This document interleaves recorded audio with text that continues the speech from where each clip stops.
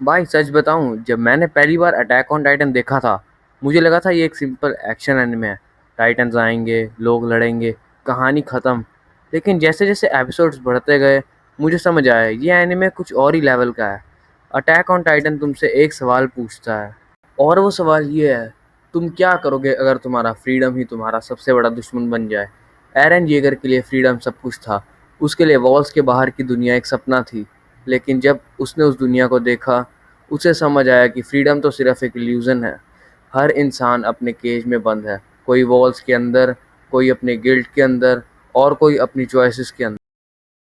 और यहीं से अटैक ऑन टाइटन का असली दर्द शुरू होता है। एरन के लिए टाइटन्स एनिमी नहीं थे, सिस्टम था, सोसाइटी थी, और खुद इंसानियत थी। ये शो हमें बताता है कि कभी कभी एनिमी तुम्हारे अंदर होता है। और भाई ये बात तब और भी ज़्यादा फील होती है जब एरन ओशन के सामने खड़ा होता है। वो वरना लिटरली चिल्स दे देता है। वो समझता है कि वॉल्स के बाहर भी वॉल्स हैं, फ्रीडम मिलती नहीं है, बनानी पड़ती है। भाई अब सवाल उठता है, एरन येगर हीरो था या विलन? क्योंकि शुरू में सब सिंपल लग रहा था। एक लड़का अपनी माँ का बदला लेना चाहता था, हम सब उसके साथ थे, हम सब चिल्लाते थे एरन मार दो सबको। लेकिन जैसे जैसे कहानी बढ़ती गई, एरन बदलता गया।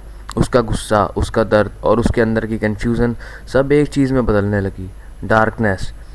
एरन के लिए दुनिया अब दो हिस्सों में बँट गई थी, या तो तू मेरे साथ है और या मेरे खिलाफ। और यही वो मोमेंट था जहां हम समझ नहीं पाए, एरन सच में इंसानियत के लिए लड़ रहा था या खुद एक नया मॉन्स्टर बन गया था। पर भाई, अगर सोचोगे दिल से तो तुम सोचोगे कि क्या एरन गलत था? वो वही तो कर रहा था जो दुनिया ने उसके साथ किया था। मार्ले ने अटैक किया, उन्होंने बचपन से उसे दुश्मन बना दिया। तो जब एरन ने उन पे वॉर छोड़ी, सब ने बोला विलन।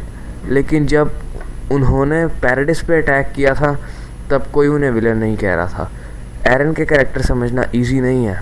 वो एक मिरर है जो हम सबको दिखता है कि इंसान जब फ्रीडम के लिए लड़ता है तो खुद अपना सबसे बड़ा दुश्मन बन जाता है। एरन येगर एक हीरो भी है और एक विलन भी। बस फ़र्क इतना है कि आप किस एंगल से देख रहे हो। अटैक ऑन टाइटन सिर्फ टाइटन्स और एक्शन का एनिमे नहीं है। इसके कैरेक्टर्स इतने कॉम्प्लेक्स, रियल और इमोशनली रॉ हैं कि आप उन्हें भूल नहीं सकते। ये चैप्टर एओटी के दिल के बारे में है, और वो है इसके कैरेक्टर्स। एओटी के कैरेक्टर्स परफेक्ट नहीं होते, वो गलतियां करते हैं, टूट जाते हैं और फिर खुद ही खुद उठते हैं। इस एनिमे का यही ब्रिलियंस है। हर कैरेक्टर का स्ट्रगल रिलेटेबल लगता है, चाहे वो एरन की बर्निंग रेज हो, मिकासा की अनकंडीशनल लॉयल्टी हो, या आर्मिन का फियर के बीच में करेज ढूंढना हो। सब काफ़ी रिलेटेबल और नेचुरल लगता है। मानो ना मानो, एरन येगर एओटी का सबसे इम्पॉर्टेंट कैरेक्टर है, और उसके बिना ये एनीमे मास्टरपीस बन ही नहीं सकता था।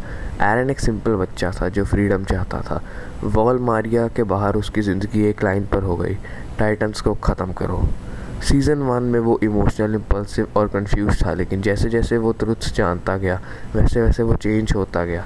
सीज़न 3 में एरन समझा कि ये रियल एनिमी टाइटन्स नहीं बल्कि दुनिया है।